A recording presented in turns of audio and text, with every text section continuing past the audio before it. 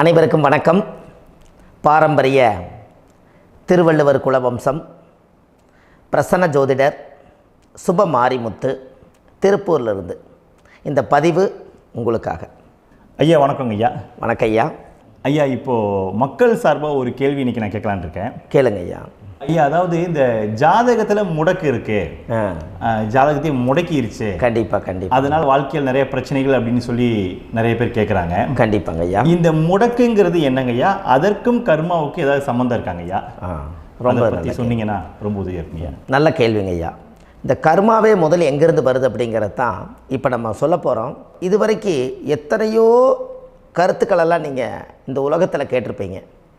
ஆனால் இந்த பதிவில் நீங்கள் பொறுமையோடு இந்த கருத்தை ஒரு இனிமையோடு நிதானமாக கேட்டிங்கன்னா உங்களுடைய ஊழ்வினை கர்மா எங்கிருந்து உருவாச்சு, இதனுடைய இந்த கர்மானால் நாம் என்ன கஷ்டப்படுறோம், நாம் இந்த பூமியில் பிறக்கிறதுக்கு என்ன வரம் வாங்கி வந்தோம், நம்ம பாவ புண்ணியமெல்லாம் ஜாதக கட்டத்தில் போய் எப்படி எடுக்கிறது, நம்மளுடைய தோஷம்னு சொல்கிறோமே அந்த தோஷம் எப்படி கிரியேட் ஆகுது, நம்ம இந்த பூமியில் பிறக்கும்போது கொண்டு வந்த கர்மாவா, இல்லை கடவுளே நம்மளுக்கு ஒரு தண்டனையாக கொடுத்த கர்மாவா, இல்லை நம்ம இந்த பூமிக்கு வந்ததுக்கு அப்புறம் செய்த கர்மாவா, இது எல்லாத்தையுமே நம்ம பொறுமையாக கேட்கணும்னா கண்டிப்பாக இந்த பதிவை நீங்கள் பொறுமையோடு கேளுங்க.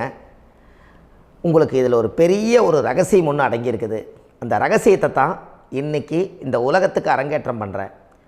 இந்த முடக்கு நம்ம ஐயா கேட்டதில் ஒரு அற்புதமான ஒரு விஷயம் என்ன அப்படின்னு கேட்டிங்கன்னா, முடக்குங்கிறது அந்த காலத்தில் பெரிய திறமையை கட்டி போட்டு வச்சுட்டா நம்மனால் அது இயங்க முடியுமாங்க? முடியாது இல்லைங்களா ஐயா? முடியாது. அப்போது அதே மாதிரி ஜாதக கட்டத்தில் நமக்கு வேண்டிய யோகத்தை கடவுளே நம்மளுக்கு நாம் செய்த பாவத்தினால அது முடக்கி வச்சிருச்சுன்னா அந்த பாவகத்தை அந்த ஜாதகர் அனுபவிக்க முடியுமா? அனுபவிக்க முடியாது. அப்போது அந்த அனுபவிக்க முடியாமல் வெளி உலகத்தில் போய் நம்ம தேடி போன பிறவியில் செய்த பாவத்தை இந்த பிறவியில் நீங்கள் தேடி கண்டுபிடிச்சி வாழ்க்கையில் நீங்கள் எப்போ மேலுக்கு வர்றது? அப்போது அந்த கர்மா 12 ராசி கட்டத்துக்குள்ள 27 நட்சத்திரத்தில் 9 கிரகங்களுக்குள்ள ஒரு பெரிய ஒரு ஆத்துமாத்துமான கர்மா, உங்கள் பூர்வ ஜென்ம கர்மா இதுக்குள்ளே எங்கேயோ ஒரு இடத்துல முடங்கியிருக்குது. இந்த முடக்க மட்டும் உங்கள் ஜாதகத்தில் நீங்கள் கண்டுபிடிச்சிட்டிங்கன்னா ஹைலைட்டாக வாழ்கிறதுக்கு, இந்த உலகத்தில் சுதந்திரமான வாழ்க்கை வாழ்கிறதுக்கு ஒரு மிகப்பெரிய பொக்கிஷம் உங்கள் ஜாதகத்துக்குள்ளேயே இருக்குது. அப்போது அந்த ஜாதகத்துக்குள்ளே நாம் போன பிறவியில் நம்ம கர்மா நாம் என்ன செய்திருப்போன்னு உங்களுக்குள்ளே பெரிய குழப்பம் இருக்கும்.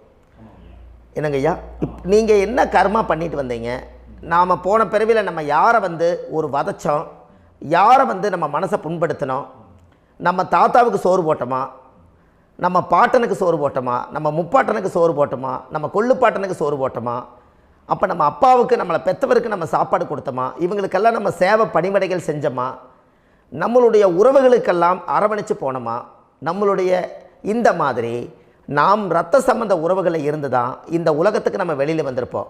அப்போது வெளியில் நீங்கள் நிற்கிறீங்க, அப்படியே மேலே போய் பார்த்தீங்கன்னா ஒரு 7 தலைமுறையில் ஒவ்வொருத்தரும் செய்த கர்மாவெல்லாம் நம்ம பிளட்டு ரிலேட்டிவாக இப்போ நீங்கள் கரண்ட்டில் இருக்கிறவங்க கிட்ட தான் டெபாசிட் பண்ணியிருக்கோம். அப்போ இது தெரியாமல் நாம் ஜாதகத்துக்குள்ளே போய் தசாபுத்தி நல்லா தனுங்க இருக்குது, நான் ரொம்ப கஷ்டப்படுறேன், என் ஜாதகத்தில் போய் பார்த்தேன் எல்லா கிரகங்களும் நல்ல வலிமையாக இருக்குன்னு தான் சொன்னாங்க, ஆனால் இன்னும் என்னுடைய கடன் அடையலை, இன்னும் என்னோடய கர்ம தீர்ந்த மாதிரியே தெரியல, எனக்குள்ளே ஒரு தாட்டு என்னமோ நான் ஒரு பின்தங்கின வாழ்க்கையிலே வாழ்ந்துட்டுருக்கேன் அப்படின்னு நீங்கள் சொல்லும்போது, அப்போ இதையெல்லாம் தாண்டி ஒரு கர்மா உங்களுடைய ராசி கட்டத்துக்குள்ளே எங்கேயோ ஒரு பக்கத்தில் ரகசியமாக புதைஞ்சிருக்கு. அப்போது அந்த ரகசியமாக புதைஞ்சிக்கக்கூடிய அந்த முடக்கு தான் இன்றைக்கி இந்த உலகத்துக்குள்ளே நீங்கள் தெரிஞ்சுக்கக்கூடிய விஷயம். அப்போ அந்த முடக்குங்கிறது ஒன்று உண்மை. இந்த உலகத்துக்கு நம்மளை எல்லாத்துலேயும் நல்லா யோசிச்சு பாருங்கள். 12 ராசி கட்டம் இருக்குதுங்களா ஐயா? ஆமாங்க ஐயா. ஆனால் கிரகம் எத்தனை இருக்குதுங்க? 9 தான் இருக்குங்க ஐயா. ஆமாம், 12 ராசிக்கு 12 கட்டத்துக்கு 12 கிரகம் கொடுத்துருக்கலாமல்ல கடவுள். அப்போ ஏன் 3 கட்டத்தை மட்டும் எம்டி பண்ணி மீதி 9 கிரகத்தை வச்சுக்கிறாருன்னா, அப்போ நாம் செய்த 3 தலைமுறை கர்மாவுக்கு அது எந்த கட்டம் பிளாக் ஆகுதோ அந்த கட்டத்துக்குள்ளே ஏதோ ஒரு ரகசியம் இருக்கிறனால தானே எங்கேயோ ஒரு பக்கத்தில் நீங்கள் கண்டிப்பாக கர்மாவில் மாட்டுவீங்கிறது கடவுளே படைச்சு தானே இதை உருவாக்கியிருக்காரு. 12 ராசிக்கு 12 கட்டம் கொடுத்துருந்தா எங்கே நீங்கள் சுற்றி வந்தாலும் ஏதோ ஒரு வீட்டுக்குள்ளே போய் உட்காந்துக்கலாம். ஆனால் ஒரு வீடு சுத்தமாக இருக்குது, ஒரு வீட்டில் 4 கிரகம் இருக்குது, ஒரு வீட்டில் 3 கிரகம் இருக்குது, ஒரு வீட்டில் 5 கிரகம் இருக்குது, ஒரு 3 வீடு 4 வீடு காலியாக இருக்குது. அப்போ எங்கேயோ ஒரு ராசி கட்டத்துக்குள்ளேயே கடவுளுடைய கர்மா விளையாட்டு, அது ரகசிய விளையாட்டு தான். அப்போது இந்த இடத்துல தான் உங்கள் ஜாதகத்தில் முடக்கு இருக்குது. இந்த முடக்கை நீங்கள் எப்படியெல்லாம் அதை ஆராய்ச்சி பண்ணி கண்டுபிடிக்க முடியும் அப்படிங்கிற ஒரு விஷயத்தை தான் இன்றைக்கி நம்ம இந்த உலகத்துக்குள்ளே இதை நுழைக்க போகிறேன். இப்போ அப்பா செய்த பாவம்னு ஒன்று இருக்குமில்லங்க ஐயா, நம்ம அறியாத வயசில் தெரியாதில்ல, அப்பா செய்த பாவம்னு இருக்கும். அப்பாவுடைய சொத்து பிள்ளைக்குத்தானா, அப்பாவுடைய பாவம் பிள்ளைக்குத்தானே, என்னங்க ஐயா? சரி, அப்போ தாத்தா இருக்கிறாரு, தாத்தாவுடைய கர்மா உயிர் எங்கே எழுதி வைக்கிறாருங்க? அப்போது மகனை விட்டுறாரு. அப்போ தாத்தா மாதிரியே முகம் இருக்குது, தாத்தா மாதிரியே அவருடைய நடை உடை பாவனை இருக்குது, அவர் தாத்தாவுடைய ஜீனு தான் அப்படின்னு இவர் சொல்லும்போது, அப்போ தாத்தாவுடைய சொத்து பேரனுக்கு சொந்தம்னா தாத்தாவுடைய பாவம் எங்கே போகுங்க? Very good. அப்போ அப்போது இந்த கர்மா எப்படி டிரான்ஸ்ஃபர் ஆகுதுன்னு உங்களுக்கு தெரியுதா? அப்போ நீங்கள் போன பிறவியில் அந்த தாத்தாவுடைய பேரனை நீங்கள் பிறக்கிறதுக்கு கர்மம் உங்களை செயல்பட வச்சுருக்குது. அதனால் நீங்கள் தாத்தாங்கிறீங்க. அதனால் அந்த கௌரவமாக எங்கள் தாத்தா சம்பாரித்த சொத்து நான் தான் அனுபவிக்கணுங்கிற விதியை நீங்கள் உருவாக்கிறீங்க. அப்போது இந்த ஜாதகத்தில் அந்த ஊழ்வினை தோஷந்தான் ஏதோ ஒரு வழியில் உங்களை கர்மாவை செயல்படுத்துது. அதனால தான் இந்த ஜாதகத்தில் எந்த ஒரு முடக்கை எடுக்கிறதா இருந்தாலும் சூரியன் என்ற நட்சத்திரம் எதுவோ அந்த நட்சத்திரத்துக்கு எந்த வீடு முடக்காகுதோ அங்கே தான் உங்களுடைய கர்மா ஒளிஞ்சிருக்கும். இதுதான் உங்களுடைய பெரிய ஒரு பொக்கிஷமான ரகசியம். சரிங்க ஐயா, இப்போ இதில் நவகிரகங்கள் 9 இருக்கும்போது ஏன் சூரியனை மட்டும் நம்ம இதில் எடுத்துக்கணும்னு நீங்கள் சொல்கிறீங்க? நல்ல கேள்விங்க ஐயா. நீங்கள் கேட்டீங்க பார்த்தீங்களா, 9 நவகிரகம் இருக்கும்போது சூரியனை மட்டும், அந்த சூரியன் என்ற நட்சத்திரம் பிறக்கும்போது அந்த வீடு மட்டும் முடக்காகுன்னு நீங்கள் கேட்டீங்க இல்லையா? இதுதான் அற்புதமான கேள்வி. ஏன் அப்படின்னு கேட்டிங்கன்னா, சூரியன் அப்பாவோட உயிர் கரு போய் அம்மாவுடைய பனிக்கூடத்தில் கர்ப்பத்தில் வச்சு 10 மாதம் 300 நாள் சுமந்து நீங்கள் இந்த பூமிக்கு வெளியில் வரும்போது நீங்கள் என்ன பாவத்தை இவங்க விதைச்சாங்களோ அந்த கர்மாவை வாங்கிட்டு தான் நீங்கள் வெளியில் பிரசவமாகறீங்க. இதுதானே? அப்போ சூரியன் என்ற நட்சத்திரம், அந்த சூரியனுங்கிறது உயிர் கருவல்லவா, அப்பாவுடைய உயிரணுக்கள் அம்மாவுடைய கருவிக்குள்ளே போய் நாம் குழந்தை வடிவத்தில் இருந்து 300 நாள் பாவ உன்னித்த பதிவில் ஏட்டு எழுதி ஒரு ஜாதகத்தை கையில் கொடுத்து பிறந்த உடனே உங்களுக்கு ஒரு ஏட்டை பெரட்டி நீ இப்படித்தான் விதி, இனிமேல் இப்படித்தான் நீ வாழணும்னு சொல்லி உங்கள் கர்மாவை நீங்கள் கர்மாவோடு தானே வெளியில் பிறக்கிறீங்க. அப்போ சூரியன் என்ற நட்சத்திரம் தானே இந்த உலகத்துக்கு ஒரு பெரிய ஒரு மகத்துவம். இப்போ பாருங்கள், விடிய வரைக்கும் நம்ம முழிச்சிட்ருக்குறோம், காலையில் சூரிய உதயமானால் அவங்கவுங்க செயல்படுறோம். மீதி எல்லா கிரகங்களுக்குமே வெளிச்சத்தை கொடுக்கக்கூடிய சக்தி சூரியனுடைய பிம்ப ஒளிக்குத்தானே உண்டு, என்னங்க ஐயா? அதனால தான் மேசத்து உச்ச வீடுன்னு சொல்லி மேசத்தை உச்சம்னு சொல்லி சூரிய உச்சத்தை அங்கே தான் வச்சாங்க. அப்போது அந்த காலச்சக்கரத்துக்கு 5ஆம் இடம் பூர்வ புண்ணியஸ்தானத்தில் போய் சிம்மத்தில் கொண்டு போய் சூரியனை ஆட்சி வீடுன்னு வச்சாங்க. அப்போது சூரியனில் இருந்து தான் அந்த மையப்புள்ளி உருவாகுது.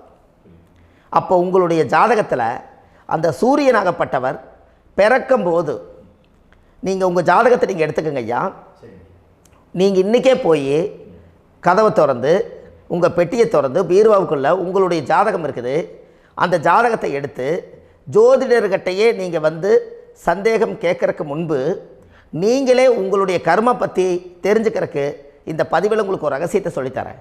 உங்கள் ஜாதகத்தில் இப்போ இது வரைக்கும் ராசி கட்டத்தை நீங்கள் பார்த்துருப்பீங்க, ஆனால் பாதசாரம்னு ஒன்று இருக்கும் இல்லைங்களா? ராசிக்கு பாதசாரம்னு ஒன்று இருக்கும். சூரியன் என்ன நட்சத்திரத்தில் இருக்குது, சந்திரன் என்ன நட்சத்திரத்தில் இருக்குது, செவ்வாய் என்ன நட்சத்திரத்தில் இருக்குது, புதன் என்ன நட்சத்திர காலில் நிற்குது, இதெல்லாமே அந்த சாரம் இல்லாத ஜோதிடம் சோரம் போய்விடும். அதனால் அந்த சாரத்தில் நிற்கிது பார்த்தீங்களா கிரகம், அதில் இப்போ நீங்கள் உங்களுடைய ராசி கட்டத்தை ஓப்பன் பண்ணுங்கள். இதில் ராசி கட்டத்தில் சூரியன் என்ற நட்சத்திரம்னு ஒன்று இருக்கும் இல்லைங்களா? அது எதுவாக வேணாலும் இருந்துட்டு போட்டோம். அந்த நட்சத்திரம் தான் நீங்கள் பிறக்கும்போது தாயுடைய கருவறைக்குள்ள கரு உருவான நட்சத்திரமே அதுதான். புரிஞ்சுங்களா ஐயா? பிறக்கும்போது நீங்கள் அந்த கருவுடைய நட்சத்திரம் அப்பா வந்து கருவை உருவாக்கி கர்மாவை விதைச்சது அந்த சூரியன் என்ற நட்சத்திரம் தான். அந்த வீட்டுக்கு தான் இந்த ராசி கட்டத்தில் உங்களுக்கு முடக்கு உருவாகுது. புரிஞ்சுங்களா ஐயா? அப்போது ஒரு ஜாதகத்தில் சூரியன் என்ற நட்சத்திரம் எதுவோ அதுதான் உங்களுடைய கர்மா நட்சத்திரம். இப்போ நம்ம பிறக்காதுக்கு முன்னாடி அப்பா கட்டத்தில் அந்த கர்மா டெபாசிட் ஆகிருக்கும். அதை ட்ரான்ஸ்ஃபர் எப்படி பண்ணுறாரு? அவருக்கு ஒரு கல்யாணம் வச்சு அவர் குடும்ப வாழ்க்கையில் வாழ்ந்து நம்மளோட உயிர் கருவை கொண்டு போய் ஊராம் பொண்ணை கல்யாணம் பண்ணி பொண்டாட்டின்னு எடுத்துக்கொண்டு அந்த பொண்டாட்டிங்கிற உரிமையாகி இவருடைய உயிர் கரு உருவாகி வாரிசுகள் வெளியில் வருது. அதானங்க ஐயா? அப்போது அந்த சூரியன் என்ற நட்சத்திரம் தான் இந்த உலகத்தில் ஒரு பிரம்மாண்டமான நட்சத்திரம். இந்த நட்சத்திரம் உங்கள் மனசுக்குள்ளே ஏதாவது இருந்துச்சுன்னா உங்கள் வீட்டில் ஏதாவது ஒரு நல்ல விஷயங்கள் நீங்கள் பண்ணுறதா இருந்தால் அந்த கர்மா நட்சத்திரம் சூரியனுடைய நட்சத்திரம் இருக்குது பார்த்தீங்களா, அந்த நட்சத்திரத்தில் எந்த ஒரு சேவைகளும் செய்யக்கூடாது. அதுதான் கர்மா. அதை போய் நீங்கள் ஆக்டிவேட் பண்ணி விட்டீங்கன்னா அது முன்னோர்களை வந்து நீங்கள் வந்து தொந்தரவு பண்ண மாதிரி. அந்த கர்ம நட்சத்திரம் தான் உங்கள் வாழ்க்கையில் அது புதஞ்சிருக்கிறதா. இப்போ குழந்தை பிறந்தாலோ சீர் சீமந்தங்கள் நீங்கள் செய்கிறதாலோ கல்யாணம் முக்கிறதுனாலோ உங்கள் ஜென்ம நட்சத்திரத்தன்னைக்கு கல்யாணம் பண்ண வேண்டாம்னு சொல்லிக்கிறாங்கல்லங்க. உங்களுக்கு ஜென்ம நட்சத்திரத்துக்கு முன்னாடி உங்களை உருவாக்குன நட்சத்திரம் தான் ஜென்ம நட்சத்திரம். அப்போ சூரியன் என்ற நட்சத்திரம் அப்பாவுடைய ஜென்ம நட்சத்திரமாக அந்த ஊழ்வினை கர்மம் செயல்படுது. அப்போ அந்த முடக்கு யார் வழியில் வந்தது? முன்னோர்கள் வழியில் வந்தது. முன்னோர்கள் கட்டி வச்சது யாரைய? குலதெய்வத்தை. அப்போ அந்த குலதெய்வத்தை போய் சாமிக்கு போய் வீடு வாசல்லாம் வலித்து குலதெய்வத்தை போய் தேங்காய் பழம் பூ மாலை கல்கண்டு வாங்கி அர்ச்சனை பண்ணி ஒரு அன்னதானம் ஒன்று பண்ணிவிட்டு சாமிக்கு பொங்கல் வச்சு நைவேத்தியம் பண்ணிவிட்டு உங்கள் ஜாதகத்தை வச்சு பூஜை பண்ணிவிட்டு வாங்க. அதுக்கப்புறம் தான் உங்கள் கர்மாவை கண்டுபிடிக்கிறதுக்கு வழியே பிறக்கும். குலதெய்வத்தை வணங்காமல் கோவிந்தா கோவிந்தா என்று பல தெய்வத்தை வணங்கினாலும் பலனொன்றும் இல்லைன்னு அந்த காலத்தில் முன்னோர்கள் சொல்லி வச்சுக்கிறாங்களா இல்லைங்களா? அதனால் கண்டிப்பாக அதை கண்டுபிடிச்சி நீங்கள் அதுக்கு ஒரு நைவேத்தியம் பண்ணால் மட்டும்தான் முதல்ல உங்கள் 5ஆம் பாவம் முன்னோர்கள் அது வேலை செய்யும். குலதெய்வ ஆலயத்துக்கு போயிட்டு வாங்க. போயிட்டு வந்துட்டு இந்த கர்மவினை தோஷத்தை நிவர்த்தி பண்ணுறதுக்குண்டான சரியான பரிகாரத்தை நம்ம எடுப்போம். அப்போது உண்மையாலுமே ஒரு ராசி கட்டத்துக்குள்ளே இந்த மாதிரி ஒரு அந்த கர்ம தோஷம் இருப்பதனால இந்த கர்மா தோஷத்துக்கு அந்த முடக்க தோஷங்கிறத நீங்கள் எடுத்து அதை கண்டுபிடிச்சி அந்த சூரியன் என்ற நட்சத்திரம் எந்த ராசி கட்டத்தில் போய் முடக்காயிருக்குதோ அந்த முடக்கு எந்த பாவகம் வந்து நம்மளுக்கு லாக் ஆகிருக்குதோ அந்த பாவகத்துக்கு உண்டான பரிகாரங்கள் அதுக்குரிய ஸ்தலங்கள் அந்த கோவில்களில் போய் சுவாமிக்கு தேங்காய் பழம் பூமாலை கல்கண்டு வாங்கி அர்ச்சனை பண்ணி நீங்கள் இந்த கோவிலுக்குள்ளே போய் உட்காந்து சாமி கும்பிட்டு வந்தீங்கன்னா உங்களுடைய ஜாதகத்தில் இருக்கக்கூடிய அந்த முடக்கு தோசை நீங்கி வாழ்க்கையில் நீங்கள் எதை சாதிக்க வந்தீங்களோ அந்த சாதனையை நீங்கள் சாதிச்சிட்ருப்பீங்க. புரிஞ்சுங்களா ஐயா? ஏன் அப்படின்னா அந்த முடக்கு நட்சத்திரத்துக்குள்ளே தான் ஒரு தோஷம் இருக்குது. இப்போ அந்த காலத்தில் பாருங்கள் ஐயா, முன்னோர்கள் எல்லாம் நிறைய பேர் கோவில் கட்டி வச்சுட்டு போயிருக்காங்களா இல்லைங்களா? இந்த கோவில் எதுக்காக கட்டி வச்சுக்கிறாங்கன்னா அவங்க கட்டினவங்களுக்கும் அந்த முடக்கு தோஷம் இருந்திருக்குது. ராஜாக்கள் இருந்திருக்குது, மன்னர்கள் காலத்தில் இருந்திருக்குது, ஜமீன்தார் காலத்தில் இருந்திருக்குது. இப்போ அவங்களுடைய அமைப்புகள் எல்லாமே முன்னோர்கள் என்னமோ அறியாமல் தெரியாத தன்னடக்கம் இல்லாத ஒரு கர்மாவை இவங்க செஞ்சிட்டாலும் அதுக்குரிய பரிகார ஸ்தலங்களை கொண்டு போய் அந்த காலத்திலே ஜாதகம் பார்த்து நம்ம வந்து முன்னோர்களுடைய பாவத்தை நாம் செய்த பாவத்தையும் தீர்த்துட்டு நமக்கு கீழே அடுத்த சந்ததிகள் அடுத்த தலைமுறைகள் வந்தாலும் இந்த கோவில்களுக்கு வந்து விளக்கு போட்டு சாமி கும்பிட்டு இந்த மண்ணை மிதிச்சிட்டு போனால் அன்னையோடு அந்த கர்மா தீருங்கிறது அந்த காலத்திலேயே முடக்க தோஷ பரிகாரத்தை கோவில் வழியில் அந்த காலத்தை திசை திருப்பி வச்சுருக்காங்க. அப்போ நீங்கள் கோவிலுக்கு போகாமல் கண்டிப்பாக இந்த பரிகாரத்தை நீங்கள் உடைக்க முடியாது. ஏன் உடைக்க முடியாதுன்னா இப்போ நீங்கள் எத்தனை வருஷம் வாழ்கிறீங்க ஐயா? 120 வருஷமே வச்சுக்கோங்க. சூரியன் திசை 6 வருஷம், சந்திரன் திசை 10 வருஷம், செவ்வாய் திசை 7 வருஷம், ராகு திசை 18 வருஷம், குரு திசை 16 வருஷம், சனி திசை 19 வருஷம், புதன் திசை 17 வருஷம், கேது திசை 7 வருஷம், சுக்கிரன் திசை 20 வருஷம். இப்போ நான் சொன்ன டோட்டலெல்லாம் கூட்டிங்கன்னா 120 வருஷம் வரும். இது ஒரு மனிதர் பிறந்து பூரண ஆயுளோடு வாழ்ந்தால் இந்த 120 வருஷம் வாழ்ந்தால் அவர் இந்த பூலோக பதவி விட்டு சிவலோக பதவி போயிடுவார். அதுக்கு பேர் தான் பூரண ஆயுள் என்று பொருள். அப்போ இந்த பூரண ஆயுளை வாழ்ந்தவருக்கு 120 வருஷம். கோயில் எத்தனை வருஷம் வாழுதுங்க ஐயா? கோயில் பழங்காலத்து கோயிலெல்லாம் எத்தனை வருஷம் வாழுதுங்க? 12 வருஷத்துக்கு கும்பாபிஷேகம். அது ஓகே, அது பரவாயில்ல. 12 வருஷத்துக்கு ஒருக்கா பழசை புதுப்பிச்சு கும்பாபிஷேகம் பண்ணி மறுபடியும் அதுக்கு பவர் ஊட்டி சக்தி ஊட்டி அதுக்கு உருவேற்றுறாங்க. நான் சொல்கிறது கோயில் 5000 வருஷம் 4000 வருஷம் பெரிய பெரிய சித்தர்கள், மகான்கள், ரிஷிமார்கள், யோகிகள், சித்தர்கள் இவங்களெல்லாம் போய் கோவில்லையே சிவனையும் பெருமாளையும் வழிபாடு பட்டுட்டு கோவில்லையே ஒரு ஓரத்தில் ஜீவசமாதி ஆயிட்டாங்கன்னு பழைய கால கோயிலில் சித்தர்கள் குடியிருக்காங்களா இல்லைங்களா? இருக்காங்கல்லங்க ஐயா. அப்போது நாம் 120 வருஷம் வாழ்கிறோம், கோவில் 5000 வருஷம் வாழுது. எங்கே சக்தி அதிகமாக இருக்குன்னு சொல்லுங்க? கோவிலில் தாங்க ஐயா. கோயில் தான், அதில் ஒன்றும் மாற்றம் இல்லைங்களே. கோயில் தாங்க. அப்போ கோவிலில் தான் அந்த சக்தி இருக்குதுன்னு நீங்கள் சொல்கிறீங்க. அப்போ உங்களுடைய கர்மாவை உடைக்கிறதுக்கு 120 வருஷம் பெருசா 5000 வருஷம் பெருசான்னு சொல்லுங்கள்? 5000 தாங்க. அப்போ 5000 வருஷம் உள்ள அலைகள் வந்து எத்தனை அந்த சிவனுக்கு இப்போ சிவன் கோயிலே உங்களுக்கு முடக்கு தோஷத்துக்கு ஒரு கோயில் வருதுன்னு வச்சுக்கோங்க. அந்த கோவிலில் எத்தனை முடக்குகளுக்கு உண்டான கோவில்கள், எத்தனை பழங்களை ஊற்றி சாமிக்கு அபிஷேகம் பண்ணியிருப்பாங்க, எத்தனை பால் கூட ஊற்றிருப்பாங்க, பன்னீர், தேன், இளநீ, மஞ்சள் நீர், திருமஞ்சனம், அபிஷேகம், பொங்கல், நைவேத்தியம் இத்தனையும் செஞ்சு அந்த சிவனை வந்து சிவனாக பார்த்து அந்த கருவறைக்குள்ள ஒரு கிராணங்கள் வரும்போதும் கூட பாதுகாப்பு பண்ணி வச்சு நல்ல சக்தியோடு அந்த கருவறையை புத்தியோடு அவங்க வேலை செஞ்சு அந்த காலத்தில் வச்சுருக்காங்களா இல்லைங்களா? அப்போது நம்ம வீட்டை அவ்வளோ சுத்தமாக வச்சுருக்க முடியுமா? என்னதான் வாஸ்து இருந்தாலும் முடியாது இல்லைங்களா? அப்போது அவ்வளவு ஒரு பவர்ஃபுல்லான கோவில் அந்த முடக்கு தோஷத்துக்குள்ளே ரகசியமாக அந்த கோயில் அடங்கியிருக்குது. உங்கள் ஜாதகத்துக்குள்ளே உண்மையாலுமே ஊழ்வினை கோயில், கர்மவினை கோயில் அதுக்குள்ளே இருக்குது. அந்த ஜாதகத்தை கணிச்சு பார்த்தா கரெக்டாக உங்களுடைய ஜாதகத்தில் அப்பாவுடைய கருவறையிலேருந்து உயிர் உருவாகிற நேரத்தில் இருந்து இப்போ வரைக்கும் நீங்கள் கரண்ட்டில் வாழ வரைக்கும் அந்த கர்ம கூட வர்றதை ஒரே ஒரு இடத்துல போனால் மட்டும்தான் விட்டுட்டு வர முடியும். அது எந்த வீடு அப்படின்னு கேட்டால் உங்களுக்கு வந்து அப்பாவுடைய கர்மா வழியில் போய் அந்த கோவில் பழையகால கோயில், பழையகால தெய்வங்கள், அந்த கோவில் தான் உங்கள் ஜாதகத்துக்குள்ள ரகசியமாக இருக்கும். அது ஏன் இந்த பதிவில் உங்களால் சொல்ல முடியாது அப்படின்னா, இந்த பதிவில் ஏன் உங்க சொல்ல முடியாதுன்னா உங்கள் ஜாதகம் தெரியாமல் என்ன கோயிலை நீங்கள் சொல்லுவீங்க? இப்போ பொதுவாக ஒரு நட்சத்திரத்துக்கு ஏதோ ஒரு கோவிலை அவங்க சொல்லி நீங்கள் போயிட்டு வர்றீங்கன்னு வச்சுக்கோங்க. ஆனால் அது வேலை செய்யலைன்னா நம்மளுக்கு என்னங்க இவ்வளோ கஷ்டப்பட்டு போய் அதை பலனடையிலேன்னு கேள்வி கேட்டக்கூடாது. உங்கள் ஜாதகத்தை நீங்கள் கொண்டாங்க, உங்கள் டேட் ஆஃப் பர்த் டயத்தை போட்டு ஜாதகத்தை கணிச்சு நீங்கள் சூரியன் என்ற நட்சத்திரத்துக்கு உங்களுடைய கர்மவினை கோவில் யார், உங்களுடைய முடக்கு யார், ஊழ்வனை தோஷத்துக்கு உண்டானவர் யார், தாய் வழி கர்மா யார், தந்தை வழி கர்மா எது, நீங்கள் பிறக்கும்போது வந்த கர்மா என்ன, இது எல்லாம் கணிக்காமல் பொதுவாக ஒரு கோயிலில் போய் நீங்கள் பாட்டுக்கு சாமி கும்பிட்டு வந்தால் பலன் எப்படி கிடைக்கும்? கண்டிப்பாக கிடைக்காதுங்க ஐயா. என்னங்க ஐயா? அது தெரிஞ்சு பண்ணாதான் சரியா? ஒரு டாக்டர்கிட்ட போகிறீங்க, என்னை அப்படியே ஸ்கேன் பண்ணி ஒரே ஒரு மாத்திரை கொடுங்கன்னு கேட்டால் டாக்டர் கொடுப்பாருங்களா? அவர் என்ன பிரச்சனை இருக்குதோ அதை முதல்ல கண்டுபிடிச்சி ஸ்கேன் பண்ணி பார்த்து ரிப்போர்ட் எடுத்து அது மூலியமாக தான் கொஞ்சம் எடுத்து ஐயா உங்களுக்கு இந்த பிரச்சனை, இதுக்கு தீர்வுக்கு இதுக்குண்டான மெடிசன், இது இப்படித்தான் சாப்பிடணும்னு அது முறையாக சொல்லி அந்த உயிர் வாழ வைக்கிறாரு டாக்டர். அவர் ஒரு தெய்வ வடிவத்தில். கரெக்டுங்களா ஐயா? அப்போ உங்களோட கர்மா எங்கே செயல்படுது அப்படின்னா இந்த முடக்க நீங்கள் இந்த பதிவில் தெரிஞ்சுக்கங்க. அதுக்குரிய நட்சத்திரம் என்னன்னு தெரிஞ்சு வச்சுங்க. உங்கள் ஜாதகத்தில் சூரியன் என்ற நட்சத்திரத்தை எடுத்துக்கங்க.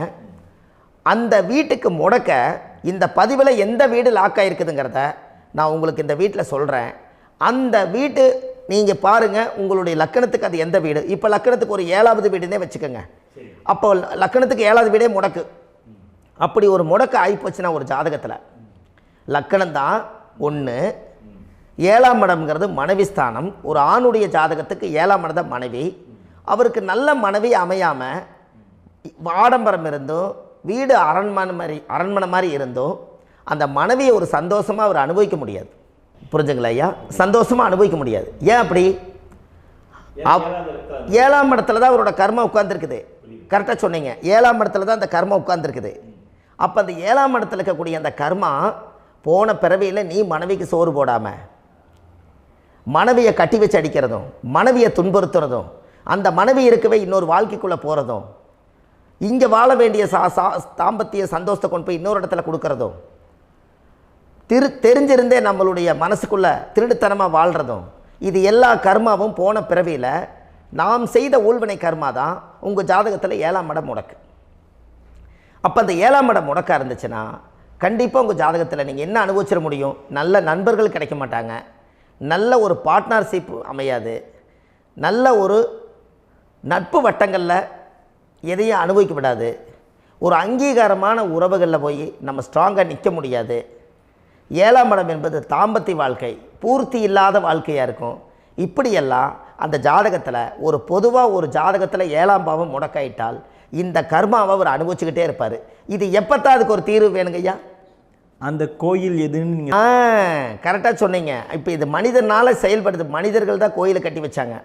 தெய்வத்தை விட ஒரு காலத்தில் மனிதர்களுக்கு மகிமை ஜாஸ்தி. ஏன்னா சாதாரண ஒரு மண் பூமியாக இருந்த இடத்த மனிதர்கள் தான் கோயில் கட்டி ஒரு மகிமைப்படுத்தி புண்ணியம் பண்ணி வச்சாங்க. மனிதர்களுக்கு சக்தி அதிகம்தான், ஆனால் பிரபஞ்சத்துக்கு அதை விட சக்தி அதிகம் அல்லவா? ஐயா, நீங்கள் கோவிலுக்கு போய் அந்த கர்மா உடைக்கிறதுக்கு கோவிலில் சக்தி இருக்குது, ரைட்டு. ஆனால் நம்ம வீட்டுக்கும் கோயிலுக்கும் ஒரு மிகப்பெரிய தொடர்பு என்னென்னா, அந்த கோயில் கட்டுறவங்க எல்லாமே பழைய காலத்து கோயிலெல்லாம் பாருங்கள், பஞ்சபூதத்தை வச்சு கட்டியிருப்பாங்க. பஞ்சபூதத்தை வச்சு தான் கட்டுவாங்க கோயில். அது உங்களுக்கு தெரியணும் இல்லைங்களா? பஞ்சபூதம்னா நீர், நெருப்பு, காற்று, பூமி, ஆகாயம். இந்த பஞ்சபூதத்தினுடைய சக்திகள் எல்லாம் ஒரே நேர்கோட்டுக்கு என்னைக்கு வருதோ அன்னைக்கு தான் அந்த கோவிலுடைய பாலக்கால் போட்டு 1000-2000 வருஷம் நிலச்சி நிற்கிறது. காரணம், இந்த பிரபஞ்சத்தில் பஞ்சபூதம் எப்படி நிலச்சி நிற்குதோ அதுபோல் 5000 வருஷம் நிற்கிறதுக்கு அந்த பஞ்சபூத சக்தி வச்சு தான் சாமி சிலையை பிரதிஷ்டை பண்ணி வச்சுருப்பாங்க. அதனால தான் இந்த கோயில்கள் எல்லாம் 5000 வருஷமாயும் எத்தனையோ கிராணங்களை எல்லாம் தப்பிச்சிருக்கிறதுக்கு காரணம். அப்பேற்பட்ட புண்ணிய ஸ்தலம் உங்களுக்கு எதுன்னு தெரியணும் அல்லவா? என்னங்க ஐயா? அப்பேற்பட்ட புண்ணிய ஸ்தலம் உங்களுக்கு எதுன்னு தெரிஞ்சால் தானே நீங்கள் போய் செய்ய முடியும், இல்லாட்டி கண்டிப்பாக தெரியாது. அப்போ இந்த முடக்கு தோஷத்தை கடவுள்கிட்ட கொண்டு போய் ஒப்படைக்கணும். நாம் பிறக்கும் போது கொண்டு வந்த கர்மாவை நாம் இருக்கும் காலத்தில் கொண்டு போய் இந்த கர்மாவை சுத்தப்படுத்தி, நீங்கள் பாவ ஆத்மாவை இந்த பூமியில் பிறந்து பூலோகத்தில் எல்லா புண்ணியத்தையும் செஞ்சுட்டு இந்த பூலோகத்தை விட்டு நீங்கள் போகும்போது புனித ஆத்மாவாக போகணுன்னா உங்கள் கர்மாவை கொண்டுட்டு போகாதீங்க, கர்மாவை நிவர்த்தி செய்யுங்க. என்னங்க ஐயா? அப்போ கர்மாவை சுத்தப்படுத்துங்க. கர்மாவை சுத்தப்படுத்திட்டு உங்களுக்கு பிறக்கிற குழந்தைகளுக்கு அந்த கர்மாவை டிரான்ஸ்ஃபர் பண்ணாமல் உங்களோட நில் பண்ணுங்க. ஒரு உதாரணம் சொல்லட்டுங்களா ஐயா? ஒரு காந்தம் ஒன்று இருக்குது இல்லைங்களா? ஒரு காந்தம்ங்கிறது ஒரு தாத்தாவாக வச்சுக்கோங்க. ஒரு இரும்பை கொண்டு போய் வச்சா ஒட்டு மோட்டாதா? அப்போ ஒட்டுனோடனே காந்தம்ங்கிறது தாத்தா, அவருக்கு பிறந்த வாரிசுக்கு அந்த கர்ம டிரான்ஸ்ஃபர் ஆயிருமா? சரி, இன்னொரு இரும்பை கொண்டு போய் வைங்க, ஒட்டு மோட்டாதா? அப்போ அது பேரனுக்கு வைங்க, பேரனுக்கு வந்துருச்சு அந்த கர்மா. இன்னொரு இரும்பை கொண்டு போய் வைங்க, அந்த காந்தத்துக்கு நேர் இன்னொன்று வைங்க, ஒட்டு மோட்டாதா? அப்போ அதை கொண்டு போய் நம்ம கொள்ளு பேரனுக்கு வைங்க. இப்படியே டிரான்ஸ்ஃபர் ஆகி தலைமுறையாக இந்த கர்மா தொடர்ந்துக்கிட்டே இருக்குது. இந்த இடத்துல கொண்டு போய் காந்தத்துக்கு இரும்பு ஒட்டிகிட்டே இருக்குதுல்ல, இந்த இடத்துல ஒரு மரக்கட்டை செஞ்சு கொண்டு போய் கரெக்டாக வச்சுக்கினே போட்டுமா? அந்த மரக்கட்டையை கொண்டு போய் வைக்கிறவர் யார்? மரக்கட்டை வச்சுட்டு அடுத்த வாரிசு புனிதமாக பிறந்துட்டு அந்த மேலே இருக்கிற கர்மாலாம் இந்த அடுத்த இதுக்கு வராதில்ல. இதுதாங்க ஐயா கர்மா. தொடர்ந்து வரக்கூடிய கர்மாவை அதை நில் பண்ணணுங்கிறதுக்கு பேர் தான் இந்த உதாரணத்தை சொன்னவங்களுக்கு. அப்போ நாம் இந்த பூலோகத்தில் நம்ம ஒரு தாயுடைய கருவறையில் இருந்து தொப்புள் கொடி அறுக்கும் நேரம் நாம் என்ன கர்மாவை வாங்கி வந்திருந்தாலும் அதையெல்லாம் ஆராய்ச்சி செய்து ஜாதகத்தில் முழுமையாக கண்டுபிடிச்சி ஒரு காலம் இல்லைனாலும் ஒரு காலம் நம்ம நல்லா இருக்கிறதுக்காக, நம்ம வாரிசுகள் எல்லாம் நலமடைஞ்சு வளமடைஞ்சு வர்றதுக்காக இந்த கர்மா தோஷத்தை கரெக்டாக கண்டுபிடிச்சி சரியான கோவிலுக்கு போய் நீங்கள் கர்மாவை நிவர்த்தி பண்ணி அங்கே பூஜை புனஸ்தானங்கள், சகசரநாம பூஜைகள், ஓமங்கள், வழிபாடுகள் இதெல்லாம் நீங்கள் செஞ்சு உங்களுடைய பாவத்தை எல்லாம் கழித்து உங்கள் ஜாதகத்தவே யோகமாக மாற்ற முடியும். கண்டிப்பாக மாற்ற முடியும். ஏன்னா நம்ம யாரை நம்பி செய்கிறோம்? சரியான கடவுள்கிட்ட வழிகாமிக்க போகிறோம். அப்போ கடவுள் பொய்யாயிருவாரா? ஐயா நம்ம அதாவது அந்த காலத்தை சொல்லுவாங்க, சத்தியுள்ள சாமி கும்பிட்டு புத்தி உள்ள உள்ளே பெக்கணும்னு சொன்னாங்க. 16 வதபதன்னு பெக்கலை, எல்லாம் அறிவோடு பெற்றாங்க. அதனால் எல்லாமே தாய் தந்தைகள் பேச்சை கேட்டாங்க. அன்றைக்கி எல்லாருமே தாய் தந்தைகளுக்கு தூணாக நின்னாங்க.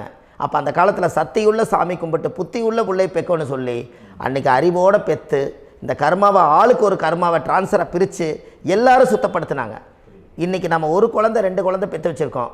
அவங்களுக்கே இவ்வளவு கர்மா வந்துருச்சுன்னா இந்த குழந்தைகளுக்கு என்னைக்கு இந்த கர்மாவை போய் கண்டுபிடிச்சி நீங்கள் எப்போ சரி பண்ணுவீங்கன்னு.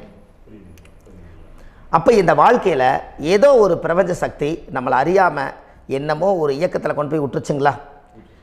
அப்போ இனிமேலாவது இந்த கர்மாவில் இருந்து கண்டிப்பாக நம்ம நிவர்த்தி ஆகணும்னு சொன்னால் இந்த முடக்கு தோஷத்தை யாரெல்லாம் கண்டுபிடிச்சி இந்த ஊழ்வினை கர்மாவில் இருந்து நாம் கருவறையில் சுமக்கும் போது 10 மாதம் நீங்களாம் என்னென்ன நினச்சிருப்பீங்க? அதாவது கருவறைக்குள்ள கருப்பாக ஒரு பிண்டம் இடப்பக்கம் கிடக்கையில் இந்த பூமிக்கு வரும்போது நீங்கள் என்னென்ன நினச்சிருப்பீங்க? இந்த பிறந்ததுக்கு அப்புறம் வந்து தான் அம்மா தெரியுது, அப்பா தெரியுது, தாத்தா தெரியுது, பாட்டி தெரியுது, இந்த உலகத்தில் கண்கொள்ளாத காட்சிகள் எல்லாம் தெரியுது, எல்லாம் தெரியுது. ஆனால் 10 மாதம் உங்கள் வாழ்க்கையில் நீங்கள் இருக்கும்போது நீங்கள் என்னென்னலாம் நினச்சி இந்த பதிவில் இறைவன் கொடுத்தாரோ அதையெல்லாம் அனுபவிக்கத்தான் வந்தீங்க. அதுக்கு இடையில இருக்கிறதான கர்மா. இந்த ஒரு விஷயம் உங்களுக்கு கிடச்சிருச்சுன்னா நீங்கள் எல்லாருமே ராஜயோகமாக பிழைப்பீங்கள்ல. இதில் ஏழை பணக்கார யாரையுமே சொல்ல வரல. அவங்க பிறக்கும்போது புண்ணியத்தை பொறுத்து தான் போன ஜென்மத்தில் நம்ம என்ன புண்ணியங்கள் பண்ணி வச்சோமோ அந்த புண்ணியத்தில் இன்றைக்கி நல்லா வாழ்கிறாங்க. ஒருத்தர் கேட்டார், என் ஜாதகத்தில்ங்க எங்கூட படித்தவர் இடம் வாங்கிட்டார், வீடு வாசல் கட்டிட்டார், தொழில் பண்ணிட்டார், நல்லா இருக்கார், ஆனால் நான் இன்னும் அப்படியே தான் இருக்கிறேங்கன்னு ஒருத்தர் கேட்டார். அதுக்கு ஒரு கருத்து என்னென்னா, டேட் ஆஃப் பர்த் ஒன்று தான், டைம் ஒன்று தானே வச்சுக்கோங்க. அவங்க அப்பா செஞ்ச புண்ணியம் வேறு, நீங்கள் செஞ்ச பாவங்கள் வேறு. அவர் செஞ்ச புண்ணியத்தினால அவருக்கு எல்லாமே முன்னாடி கிடைக்கிது. நீ கர்மாவெல்லாம் கழிச்சிட்டினா பின்னாடி கிடைக்க போகுது. இதில் மற்றவங்களை பற்றி வேற்றுமையாக நினைக்கிறதுல எந்த ஒரு இதுவுமே இல்லை.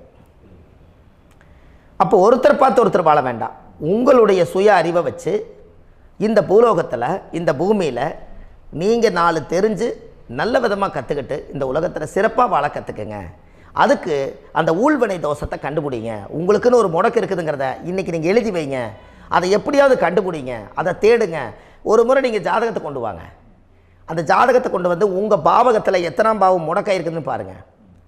அந்த பாவகம் முடக்காயிருச்சுன்னா உங்கள் வாழ்க்கையில் அதிலிருந்து உங்களால் வெளியில் வரவே முடியாது, கண்டிப்பாக வர முடியாது. அதை நீங்கள் கண்டுபிடிச்சா மட்டும்தான் நீங்கள் மேலே வர முடியும். ஏன்னா நிறைய பரிகாரங்கள், பூஜைகள், யாகங்கள், ஓமங்கள் எல்லாம் செய்து வச்சும் கூட அந்த கர்மவினைக்கு உண்டான கோவிலுக்கு போய் அந்த 5000 வருஷ பழமை வாய்ந்த தெய்வத்துக்கிட்ட போய் நீங்கள் முறையிட்டு விளக்கு போட்டு உங்கள் கர்மத்தை எல்லாம் நான் நீ தான் தீர்த்து கொடுக்கணும்னு சொல்லி நம்பிக்கையோடு நீங்கள் போய் அந்த சரணாகதி அடையிறீங்க பாருங்கள், அங்கே தான் உங்கள் கர்மாவை எடுத்து விடுறாரு. அப்போ இந்த ரகசியம் உங்களுக்கு வேணுமல்லவா? அப்போ உங்கள் ஜாதகத்தில் எங்கே முடங்கி அதுக்குரிய கோவில்கள் எல்லாம் என்ன, அதுக்கு தான பரிகாரம் என்ன, அதுக்கு நீர் பரிகாரம் என்ன, யாத்திரை பரிகாரங்கள் என்ன, நீங்கள் வீட்டில் இருந்தே செயல்படுத்தக்கூடிய பரிகாரங்கள் என்ன, பரிகாரம் கோவிலுக்கு போய்த்தான் நடக்குமா, இல்லை நாம் வீட்டில் வச்சு வணங்குறதுனால நடக்குமா, நாம் செய்யக்கூடிய தர்ம பரிகாரங்கள் என்ன, தான பரிகாரங்கள் என்ன, இப்படி பல விதமாக இருக்கிறனால உங்கள் ஜாதகத்துக்கு எந்த மாதிரி பரிகாரம் கனெக்ட் ஆகுதுங்கிறது தெரியணும். இது தெரியாமல் கண்டிப்பாக உங்களால் செயல்படுத்துறது ரொம்ப கஷ்டம். இதனால் இதை நீங்கள் தெரிஞ்சுக்கணும்னா இப்போ நம்ம பாருங்கள், நீங்கள் அந்த தெரிஞ்சுக்கிட்டாலே உங்கள் வாழ்க்கையில் ஒரு டைம் தான் நீங்கள் தெரிஞ்சுக்க போகிறீங்க. உங்களுடைய கர்மா என்ன, நீங்கள் எங்கே செயல்பட்டு போயிட்டுருக்கிறீங்க, உங்கள் போகிற பாதை சரியா இல்லை அந்த பாதையில் முள்ளு கல் இருக்குதா, இது எல்லாம் உங்களுக்கு தெரியலனா இந்த முடக்கை கண்டுபிடிக்கக்கூடிய சக்தி வாய்ந்த இந்த கர்மாவை நிவர்த்தி பண்ணுறதுக்கு வழிகள் இருக்குது. அதனால் நீங்கள் கண்டிப்பாக இந்த முடக்கை தெரிஞ்சுக்கணும். இந்த முடக்கு ராசினா என்ன உண்மையாலுமே உங்கள் வாழ்க்கையில் நீங்கள் தெரிஞ்சு இனிமேல் உங்கள் வாழ்க்கையில் இதுவரையிலும் கர்மாவுக்குள்ளேயே கஷ்டப்பட்டீங்க, வழி தெரியாமல் கண்ணை கட்டி காட்டில் விட்ட மாதிரி இருந்தீங்க. இனி அப்படி இருக்க வேண்டாம். உங்கள் ஜாதகத்தில் 12 ராசி கட்டத்தில் 9 கிரகம் போகும், மீனி 3 கிரகம், 3 கட்டம் உங்களுக்கு எங்கேயோ ஒரு பக்கத்தில் 3 கட்டம் எம்டியாக தான் இருக்கும். கரெக்டுங்களா? அது இல்லாமல் ஒரு ஜாதகம் பிறக்காது. ஏன்னா 9 கிரகத்துக்கு 9 கணக்கு போட்டால் 3 கட்டம் எம்டியாக தான் நிற்குது. அந்த கட்டத்துக்குள்ளே எந்த நட்சத்திரத்தில், எந்த சாரத்தில், எத்தனாவது டிகிரியில், எத்தனாவது பாதசாரத்தில், எத்தனை வெகுளையில், எத்தனை செகண்டுக்குள்ளே இந்த கர்மா உள்ளே புகுந்து உங்களை செயல்படுத்துதுங்கிறத கண்டிப்பாக உங்கள் ஜாதகத்தை கொடுங்க. பார்த்து இந்த விஷயத்தை சொல்கிறேன், நீங்கள் அந்த இடத்துக்கு போய் நிவர்த்தி பண்ணிவிட்டு உங்கள் வாழ்க்கையில் கொஞ்சம் காலம் வாழ போகிறீங்க. பாருங்கள், பிறந்ததுலேருந்து 20 வருஷத்துக்குள்ளே இளமையாக வாழ்கிறீங்க, குழந்தையாக வாழ்கிறீங்க. 20லேருந்து 40 வயசுக்குள்ளே தான் உங்களுக்கு ஒரு பொண்ணை பார்த்து கல்யாணம் பண்ணி ஒரு கரு உருவாக்குறீங்க. அதுக்கப்புறம் 40லேருந்து 60க்குள்ளே குழந்தை பெற்று கடமை முடிச்சிடுறீங்க. 60 வயசுக்கு மேலே ரிட்டையர்ட் ஆகிடுறீங்க. இந்த 20க்கும் 60க்கும் இல்லாத 20லேருந்து இந்த 40 வயசுக்குள்ளே உங்களோட தேடல் என்னவோ அது வாழ வேண்டிய சுகபோகமான வாழ்க்கை எல்லாமே அந்த 40க்குள்ளே தான் இருக்குது. இந்த 40க்குள்ளே இருக்கக்கூடிய வாழ்க்கையை இந்த கர்மா தெரியாமல் காலத்தை வீணாக்க வேண்டாம். வாழ வேண்டிய வயசில் நீங்கள் வாழணும். அதுக்குரிய கர்மாவை நீங்கள் சுத்தப்படுத்துங்க. எப்படியெல்லாம் நீங்கள் சந்தோஷமாக வாழ்கிறீங்கன்னு எனக்கு ஒரு தகவல் கொடுங்க. வேறு லெவலில் நீங்கள் இருப்பீங்க. கண்டிப்பாக இந்த பதிவில் உங்களுக்கு நான் இந்த விஷயத்தை கொடுக்க போகிறேன். இந்த முடக்கு நட்சத்திரங்கள் என்ன அப்படிங்கிறத இந்த பதிவில் நீங்கள் ஒரு நோட் ஒன்று எடுத்துக்கோங்க, குறித்து வச்சுக்கோங்க. இதில் இருந்து அவங்கவுங்களுக்கு முடக்கு நட்சத்திரம் என்னங்கிறத இந்த பதிவில் நான் உங்களுக்கு கொடுக்குறேன். இந்த வீடு தான் அது முடக்குங்கிறத சொல்கிறேன். இதையெல்லாம் நீங்கள் தெரிஞ்சு உங்கள் ஜாதகத்தவே நீங்கள் முடக்கு எடுத்து கண்டிப்பாக உங்கள் வாழ்க்கையில் நீங்கள் நல்லா இருப்பீங்க. அதுக்கு ஒரு நோட் எடுத்து வச்சுக்கோங்க. இது வரைக்கும் கர்மாவை பற்றி நம்ம பேசினோம். உங்கள் ஜாதகத்தில் சூரியன் என்ற நட்சத்திரத்துக்கு தான் முடக்குன்னு சொன்னீங்களே, எந்த வீடுங்கிற ரகசியத்தை இன்றைக்கி நம்ம எல்லோரும் தெரிஞ்சுக்கலாமா? இத்தனை காலமாக நீங்கள் தெரிஞ்சுக்காத ஒரு ரகசியத்தை இன்றைக்கி உங்கள் ஜாதக கட்டத்தில் நீங்களே முடக்க கண்டுபிடிச்சி அதுக்குண்டான பலனை தேட போகிறீங்க. அந்த தேடல் தான் உங்களை கொண்டு போய் உட்கார வைக்க போகுது. ஒரு உதாரணம், உங்கள் ஜாதகத்தில் பாதசாரம் இருக்குது அல்லவா? அந்த பாதசாரத்தில் சூரியன் என்ற நட்சத்திரம், சூரியன் நின்ற நட்சத்திரம் பாதசாரத்தில் கரெக்டாக எடுங்க. அது கேட்ட நட்சத்திரத்தில் சூரியன் என்ற நட்சத்திரமாக இருந்தால் அது தனுசு வீடு தான் முடக்கு ராசி வரும். அப்போ தனுசு வந்து முடக்கு ராசினா அப்போ உங்கள் லக்கணத்துக்கு அது எத்தனாவது வீடுன்னு பாருங்கள். அந்த பாவகத்தை நீங்கள் அனுபவிக்க முடியாமல் இருப்பீங்க. அப்போ அதை போய் நீங்கள் நிவர்த்தி செஞ்சிட்டிங்கன்னா அந்த கர்மாவிலேருந்து நீங்கள் ரிலீஸ் ஆகிடுவீங்க. அது ஏன் சூரியன் என்ற நட்சத்திரம் அப்பாவுடைய உயிர் கருவிலேருந்து நீங்கள் உருவானதுனால அந்த உள்வினை தோஷம் தான் உங்களுக்கு முடக்க உட்காந்துருக்குது. அந்த கர்மா நீங்கள் சுத்தமாயிருச்சுன்னா கண்டிப்பாக உங்கள் வாழ்க்கையில் ஒரு மிகப்பெரிய மாற்றத்துக்கு நீங்கள் வந்துடுவீங்க. இதில் இருந்து தான் உங்கள் ஜாதகம் ஒரு பிரமிப்பாக இருக்கும். இது வரைக்கும் யோகங்கள் எல்லாம் தடுத்து வச்சுருக்குதுங்க. எனக்கு இடம் வாங்க முடியல, வீடு கட்ட முடியல, என்னால் தொழில் செய்ய முடியல, குழந்தை பெக்க முடியல, குடும்பத்தோடு சந்தோஷமாக இருக்க முடியல. எல்லாத்துக்கும் காரணமே உங்கள் பூர்வ ஜென்மத்தினுடைய கர்ம வினை தோஷம்தான். அதை நிவர்த்தி பண்ணிட்டீங்கன்னா கண்டிப்பாக உங்கள் வாழ்க்கையில் நீங்கள் வெற்றி ஆயிடுவீங்க. கேட்ட நட்சத்திரத்தை பற்றி இதுவரை காலமாக பார்த்துட்டு இருந்தீங்க. கேட்ட நட்சத்திரம் முடிஞ்சு மூல நட்சத்திரத்தை பற்றி அடுத்த பதிவில் நம்ம சந்திக்க போகிறோம். நம்ம ஆன்லைன்லேயே ஜாதகம் பார்க்குறோம். உங்கள் date of birth, time, place கொடுத்தீங்கன்னா போதும். உங்களுக்கு ஜாதகத்தை கணிச்சு ஃபோன்லேயே உங்களுக்கு கர்ம ராசி கண்டுபிடிச்சி உங்களுக்கு உண்டான கர்ம பரிகாரத்தை சொல்லி உங்கள் வாழ்க்கையில் ஒரு வெளிச்சத்துக்கு கொண்டு வர்றதுக்கு என்றைக்கும் உங்களுக்கு உறுதுணையாக இருப்பேன்.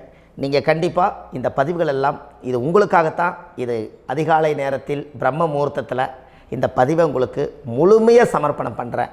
இதை கற்று இதை வழி நடத்தி இதைய எப்படியெல்லாம் இந்த முடக்க கண்டுபிடிச்சி இப்படியெல்லாம் பேச வச்சு அழகு பார்க்க நம்ம முன்னோர்களுடைய ஆசீர்வாதமும் இந்த முடக்க கண்டுபிடிச்ச குருமார்களும் அவங்களுடைய குடும்ப பாரம்பரிய வம்சாவளிகளும் எல்லாருமே நல்லா இருக்கணும். அதுக்காக இந்த நேரத்தில் நான் வந்து அடியேன் சுப மாரிமுத்தாக இருந்து திருப்பூர்லேருந்து இந்த பதிவை உங்களுக்கு நான் கொடுக்குறேன். கண்டிப்பாக இந்த முடக்கு கோயிலுக்கு, இந்த முடக்கு தோஷத்துக்கு உண்மையான பரிகாரங்கள், எளிமையான பரிகாரங்கள் நீங்களே வாழ்க்கையில் செஞ்சு ஆதிகால பரிகாரங்கள் உங்கள் மனசுக்குள்ளே இருக்குது. அதை செயல்படுத்தினா மட்டும் போதும், வாழ்க்கை எங்கேயோ போயிடும். கண்டிப்பாக ஒரு முறை உங்கள் ஜாதகத்தை அனுப்பி வைங்க, உங்களுக்கு நான் பார்த்து பலன் சொல்கிறேன். இன்றைக்கி நான் கொடுத்த பதிவுகள் எல்லாம் உங்களுக்கு ரொம்ப பயனுள்ளதாக இருந்திருக்கும். உங்களுக்கு இது வரைக்கும் எத்தனையோ கர்ம வினைகளை பற்றி தெரியாமல் இருந்திருப்பீங்க. இந்த பதிவில் நிறைய கேட்டு தெரிஞ்சுக்கிட்டீங்க. இதெல்லாம் வாழ்க்கையில் ரொம்ப முக்கியமான பரிகாரங்கள், எளிமையான பரிகாரங்கள். நேராக நீங்கள் கடவுளைத்தான் கெட்டியாக பிடிக்க போகிறீங்க. அந்த பரிகாரங்கள் எல்லாம் செஞ்சு அதிகாரமாக வாழ்ந்து இந்த பூலோகத்தில் நல்ல சிறப்பாக வாழ்கிறதுக்கு இந்த பரிகாரம் உங்களுக்கு ரொம்ப யூஸ்ஃபுல்லாக இருக்கும். கண்டிப்பாக இந்த பதிவை செய்யுங்க. நம்ம பாரம்பரிய திருவள்ளுவர் குல வம்சம், பிரசன்ன ஜோதிடர் சுப மாரிமுத்து, திருப்பூரில் இருக்கேன். 30 ஆண்டு காலமாக நம்ம ஜோதிடம் பார்த்து கொண்டு இருக்கிறோம். இவ்வளவு காலமாக எத்தனையோ ஆயிரக்கணக்கான மக்களுக்கு நம்ம ஜோதிடம் பார்த்து வழிகாட்டி நிறைய மக்களுக்கு நிறைய சேவைகள் செஞ்சுருக்கேன். நிறைய கோயில் கட்டி வச்சுருக்கேன், கும்பாபிஷேகங்கள் பண்ணி வச்சுருக்கேன், அன்னதானங்கள் நிறையா பண்ணி வச்சுருக்கேன், புண்ணிய யாத்திரைகள் நிறைய போய் வந்திருக்கேன். மக்களுக்காகவே நான் உங்களுக்கு உழைக்க தயாராக இருக்கேன். இந்த ஜோதிடம் வந்து என்னுடைய ஒரு பாரம்பரியமாக, என்னுடைய அப்பா தாத்தா முன்னோர்கள் இதெல்லாம் எங்களுடைய குலத்தொழில் இது. அதனால் நாங்கள் பாரம்பரியமாக திருவள்ளுவர் குல வம்சம். வள்ளுவர் வாக்குன்னு யூடியூப் சேனலில் போனீங்கன்னா 1000 பரிகாரங்கள் கொடுத்துருக்கேன். அதுவும் உங்களுக்கு ரொம்ப யூஸ்ஃபுல்லாக இருக்கும். வள்ளுவர் வாக்கு அப்படின்னு போடுங்க, அப்படி இல்லைன்னா சுப மாரிமுத்துன்னு போடுங்க. இதில் பரிகாரங்கள் நிறையா கொடுத்துருப்பேன். கண்டிப்பாக இதெல்லாம் நீங்கள் சந்தித்து நீங்கள் ஒரு சப்ஸ்கிரைப் பண்ணி வச்சுக்கோங்க. நான் போடக்கூடிய பதிவுகள் எல்லாமே உங்களுக்கு நோட்டிஃபிகேஷனை வந்துடும். அதனால் நீங்கள் ஒரு சப்ஸ்கிரைப் பண்ணி வச்சுக்கோங்க. தினமும் ஒரு தகவல் உங்களுக்கு கொடுத்துக்கிட்டே இருக்கேன். இதெல்லாமே உங்களுக்கு ஒரு பெரிய சந்தோஷமான நிகழ்ச்சிகள். என்றைக்கும் உங்களோட நான் வாழ்கிறேன். உங்களுடைய குடும்பத்தில் நான் ஒருத்தராக இருந்து குடும்ப ஜோதிடராக நான் இருப்பேன். கண்டிப்பாக ஆயுளுள்ள வரைக்கும் உங்களுக்காக இந்த ஜோதிடத்துக்கு உழைச்சி உங்கள் குடும்பத்தில் ஒருத்தராக நான் வந்து ஒரு ரத்த உறவில் நான் வந்து இந்த பூர்வ ஜென்மத்தில் உங்களுக்கு நான் கடமைப்பட்டிருக்கேன். கண்டிப்பாக அடுத்த பதிவில் உங்களை நான் சந்திக்கிறேன். வாழ்வது ஒரு முறை, வாழ்த்தட்டும் தலைமுறை. நன்றி, வணக்கம்.